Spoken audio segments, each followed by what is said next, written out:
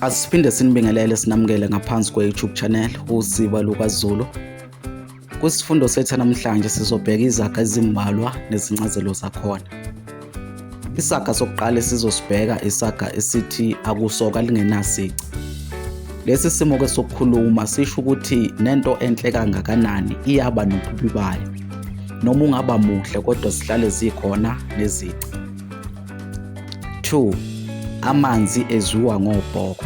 Lesi simo ke sokukhuluma sisho ukuthi into oqala uyihlole kanti uyenze.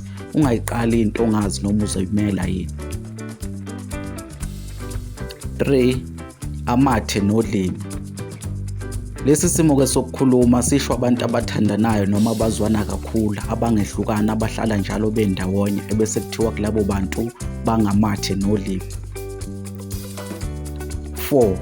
Aphelila gambaqa. Lesi simo ke sokukhuluma sisho ukuphelelwa ngamaqhinga ungasazi ukuthi kufanele wenze njani noma umuntu mangabe sephelelwe ngamazwi engazi kufanele athini. 5. Ayingangamlomo.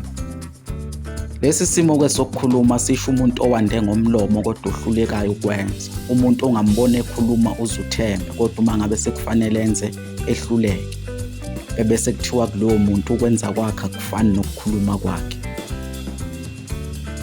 Umbukiso wethu namhlanje sizowushiya khona lapha. Sibonga ukuthi ubingxenye umbukiso wethu namhlanje. Siphinde sikunxenxe ukuthi usubscribe ngaphansi kwe-YouTube channel, ushiye ukuphawula kwakho lapha kuma-comment, uphinde ulike nevideo yethu namhlanje. Kuze kube ngokuzayo siyavalelisa.